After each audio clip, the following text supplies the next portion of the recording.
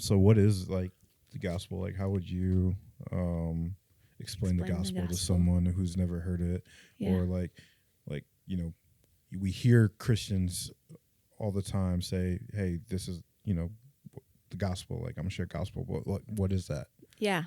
Well, and everyone like has their own starting any point too, it feels like. So Yeah. just at least in our context, Yeah. like what do we I love teach here? Yeah. the 3 circles. Like literally, I think that was one of the things working for Collision was like the first time that I felt like, wow, I feel equipped to be able to share the gospel. Like you hear all the time at church, you should share the gospel. And it's like, okay, but what does that look like practically, right? Or, but like even before we get into the 3 circles, like what is the gospel? Like if you could say it in like one sentence. One sentence is that Jesus paid the price for our sins so that we could have a relationship with God again. Yeah. Perfect. Yeah. So sick. Yeah.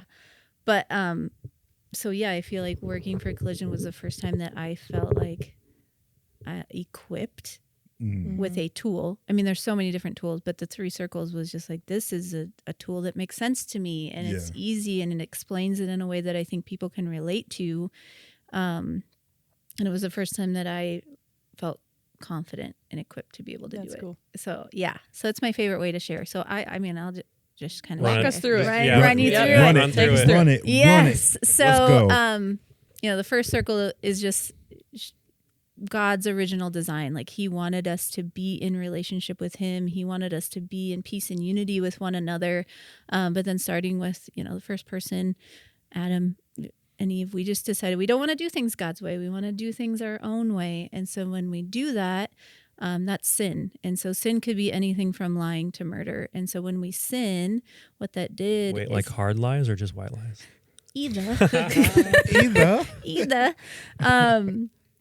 So what sin does is it separated us from God. And so we were created to be in relationship with God. So when we are separated from him, there's like this void inside of us, like there's something missing. And maybe I don't know what that is, but that is what it is. We're supposed to be in relationship with God. And so it sends us into this brokenness. And so we're trying to fill that void with things. So whether that's, you know, money or fame or relationships, or maybe it's just like I have all this stuff going on and I don't know how to deal with it, so I'm going to drown it out with drugs, alcohol, food, pornography, you know, social media, right? Like I feel overwhelmed, I feel anxious, I feel depressed, I'm just going to scroll, or I'm just going to drink, or I'm just going to do these things to distract me. And all of those things, like, yes, will give you a temporary high, but they don't actually fix that problem or fill that void. And so they're like a bungee cord, and you just get snapped back into the brokenness. And if we die in that state where we don't have a relationship with God, that's like eternal separation from him.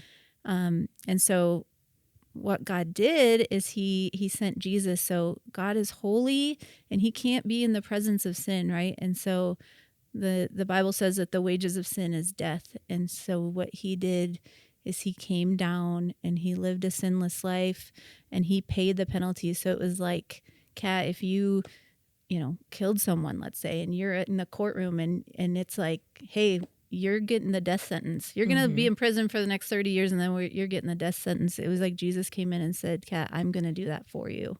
I'm going to take that punishment and you just get to walk free, which is an amazing gift, right? And that's why the gospel literally means good news. I mean, that is the best news anyone could ever have, is like, I've done all these things, but there's a God who loves me and sent somebody else to pay that penalty for me. And so when we receive that gift, then we get to experience a relationship with God again, because Jesus sends his spirit. He gives us his spirit. We get a new spirit and we get to be connected with God and experience his love and joy and peace and all the things that he wanted for us.